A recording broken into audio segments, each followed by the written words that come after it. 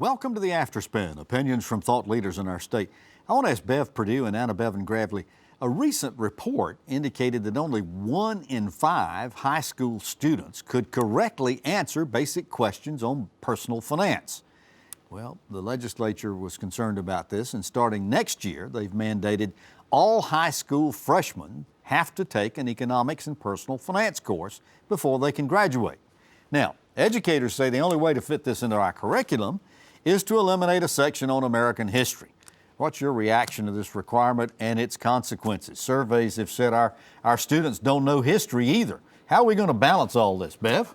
Well, I ask myself the question, what would I rather have?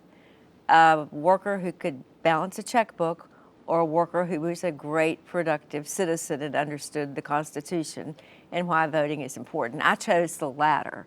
I wonder why the banks, why some financial institutions that are making gazillions of dollars now haven't stepped up and said, we will offer the financial training, we will offer the literacy that they tried to do back when I was in the legislature. We passed something around financial literacy, and it was required. I don't know what the difference is, but the fact remains that you only have so much time in a school day. You only have time to do so many minutes of teaching. And where are your priorities? I think the banks should step up and offer financial literacy training as a... But that doesn't necessarily mean kids will take it. But you tie it to the driver's license. Every kid in the state would take it and be glad to pass it because driver's license is a driver's license is my first glimpse. Ticket to freedom. Of license costs money, tires cost money, gas costs money, insurance for my car. All of those things are where a kid begins to ask, how much do I have and how do I have to pay for it? So it makes pretty good sense to me tie it to the driver's license and do it there. Does it have to be an either-or situation, AB? I hope not. All I know is that my generation, the millennial generation, learned finance through debt.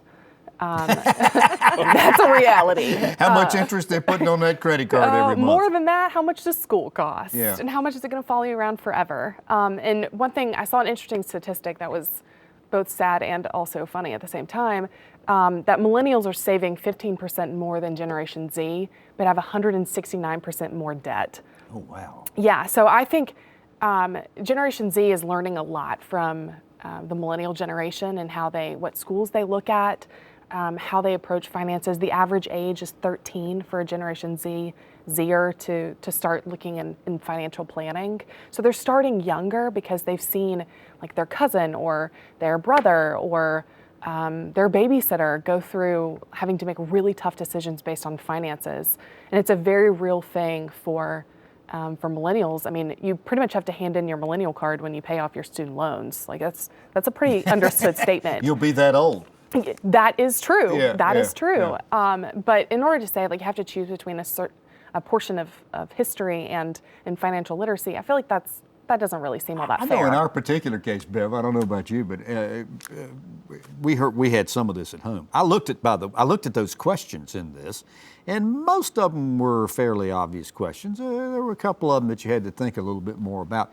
But when we really got to our financial literacy was after we got married, got some easy credit, and all of a sudden woke up and said, uh-oh, there's more we owe than is coming in. Uh-oh, that's the uh-oh question at that moment. Yeah, I mean, I think debt precipitates good financial planning, but I do think there's an easier, better way that's more productive for folks, and that's learning what to do early on.